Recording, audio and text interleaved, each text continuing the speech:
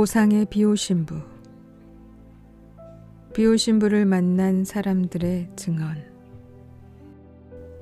아네스 스텀프. 보게라는 북이탈리아의 도시이다. 스텀프 양은 이탈리아인이긴 하지만 스위스 독일계이다. 그녀가 체험한 것에 대한 기록은 명확하고 완벽하기 때문에 그녀가 설명한 기적은 아마 비오신부의 시성소송 절차에 쓰일지도 모른다. 나는 그녀가 처음 어떻게 비오신부에 대한 이야기를 듣게 되었는가부터 물었다. 제가 어릴 때 6살이나 7살 때 처음 비오신부님에 대해 들었습니다. 학교 친구가 하나 있었는데 그 친구의 할머니가 비오신부님을 찾아가곤 했지요. 제가 그 친구 집에 갈 때마다 비오신부님의 사진이 눈에 띄었답니다. 그 후로 그분에 대해 조금씩 더 잘 알게 되었지요. 그래서 그분이 아주 가깝게 느껴졌답니다. 또 우리 아주머니도 비오신부님에게 아주 헌신적이었어요. 아주머니가 하시는 것을 따라서 전 늘 비오신부님께 기도를 했지요. 그리고 그분은 학교에서뿐 아니라 일상생활에서도 저를 도와주셨답니다. 비록 그분이 살아계실 때 만나 뵙지 못했지만 말입니다. 제가 20살쯤 됐을 때 가끔 무릎에 통증을 느끼기 시작했지요. 주치의에게 갔더니 관절염이라고 하더군요. 주사 맞고 약도 받아왔어요.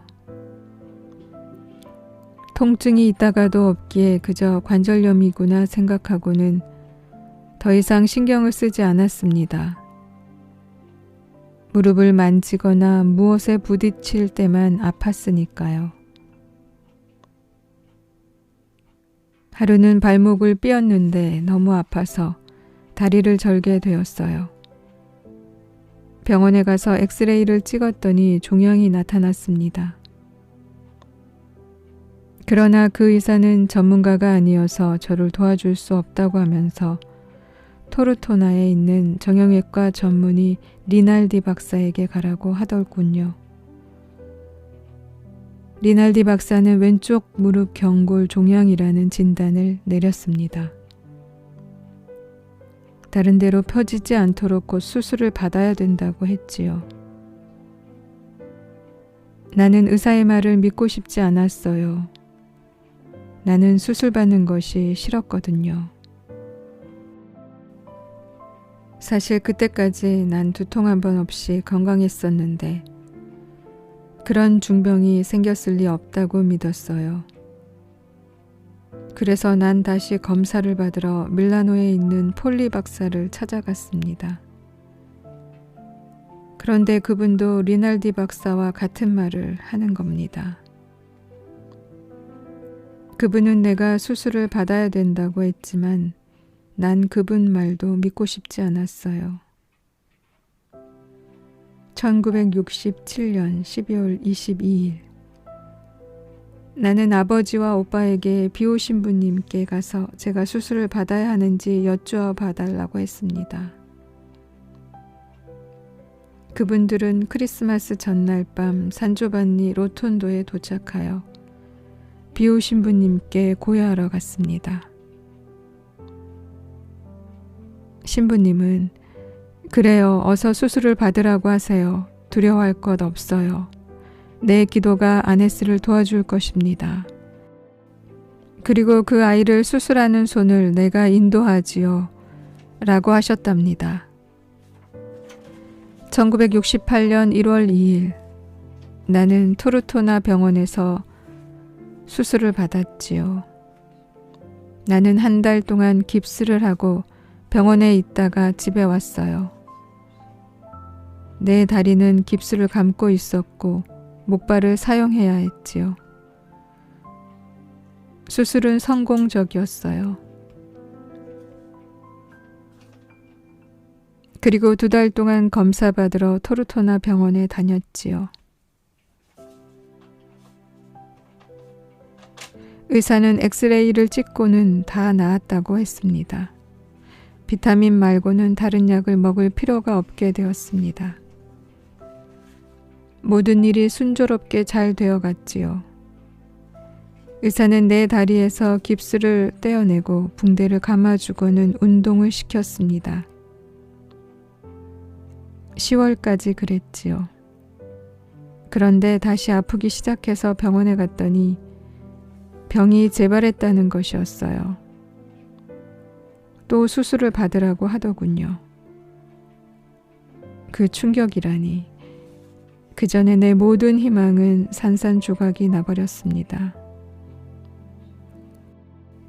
다시 토르토나에서 리날디 박사가 수술을 했습니다. 종양을 모두 제거하고 다시 깁스를 했지요. 그러고는 조직 검사를 위해서 뼈에 있는 조직을 떼어내서 파비아와 밀라노 그리고 제노바로 보냈답니다. 진단 결과 악성암이 골수암으로 발전됐다는 것이었습니다. 뼈가 다 삭아서 검은 스폰지처럼 보였답니다. 나는 내 다리로 설 수가 없었어요. 뼈에는 날 지탱해 줄 것이 아무것도 남아있지 않았으니까요. 뼛속에는 고름만 가득 차 있었지요. 의사가 수술을 해서 고름을 닦아내고 나니 조그만 구멍이 났습니다. 1월부터 10월까지 치료를 받으면서 뼈의 구멍이 다시 메워졌지만 같은 곳에 다시 종양이 돋아났습니다. 이 두 번째 종양은 첫 번째 것보다 더 나빴어요. 암이 혈관으로 들어간 거예요.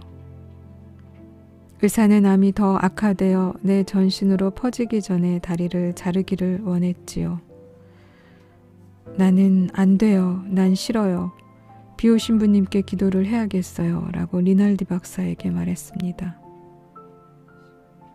그래서 난 집으로 갔지요.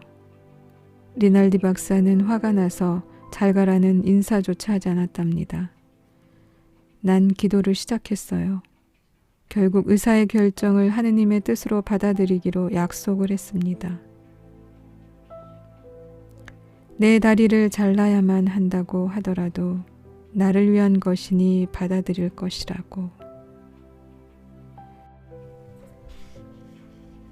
이번에는 카르나키아 박사에게였지요. 그는 다리 절단을 권하지는 않고 내 다리를 뻣뻣하게 해서 설 수 있도록 처방해 주겠다고 했습니다.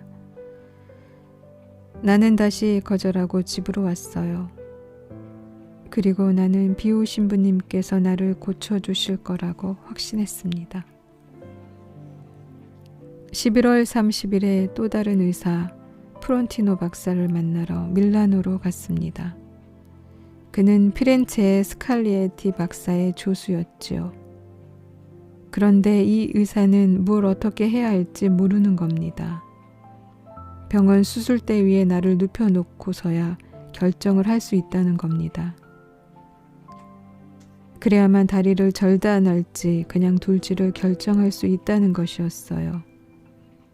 그때까지 나는 지팡이를 짚고 걸어 다녔지요. 수술을 안 하면 전혀 걸을 수 없을 것이라는 게 그의 의견이었습니다. 나의 그 다리로는 나를 지탱할 수 없었지요. 나는 집으로 돌아와서 아무것도 하지 않았답니다. 12월 20일에 나는 비오 신부님의 묘지를 찾아갔습니다. 물론 나는 그분이 저 차디찬 회색 대리석 밑에 누워 계시다는 것이 실감이 나지 않았습니다. 나는 내 안에 그리고 그 작은 지하묘소 구석구석에 그분이 살아계심을 느꼈으니까요. 그 후 나는 고통을 덜어주는 집으로 피콜라 박사를 뵈러 갔습니다. 내 다리에는 부분 깁스가 되어 있었죠. 그는 내 무릎을 부분적으로 쓸 수 있게 해주는 수술을 권했습니다. 나는 받아들이지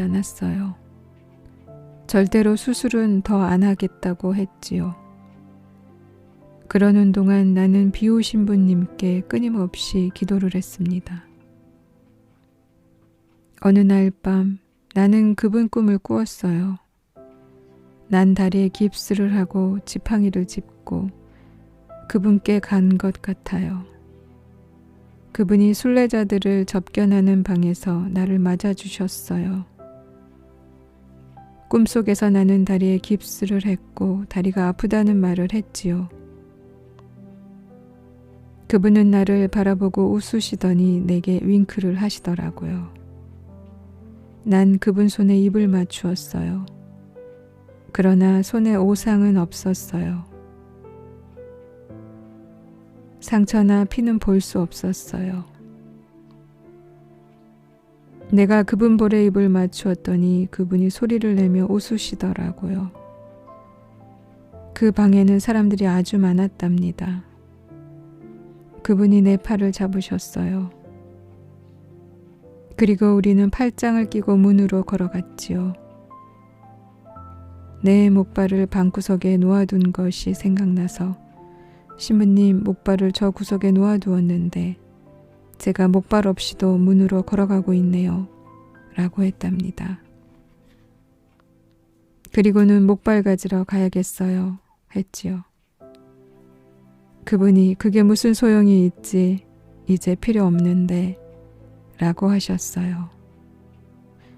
나는 그 말을 듣고 잠에서 깨어났습니다. 저녁을 먹은 후에 나는 내가 지팡이만 짚고 걸어다니고 있는 것을 알게 되었죠. 그때까지 목발 없이는 몸이 무거워서 전혀 걸을 수 없었거든요. 나는 오빠에게 지팡이만 짚고도 걸어다닐 수 있고 무겁게 느껴지지도 않다고 말했지요. 1969년 4월 25일 나는 지팡이를 던져버렸답니다. 마치 어떤 사람이 그걸 던져버리라고 명령한 것처럼 느꼈어요. 의사가 깁스를 뜯었지요. 내 다리의 움직임을 자극하기 위해서 약간 운동을 했지만 어떤 치료도 필요 없었답니다. 1년 반 동안 깁스를 하고 다녔죠. 그러고 나서 지팡이를 짚고 조금씩 걷기 시작했고 그러고는 점점 나아져서 지팡이 없이 매일 조금씩 걷기 시작했어요. 이제는 전혀 지팡이를 안 쓴답니다. 내가 처음으로 다시 걷게 되었을 때 내가 맨 처음 한 것은 산조바니 로톤도에 가는 것이었어요. 피콜라 박사가 엑스레이를 찍고는 뼈가 정상이라고 했습니다. 그는 상했던 뼈가 이제는 정상적인 건강한 뼈가 되었다고 진술서에 서명을 했답니다.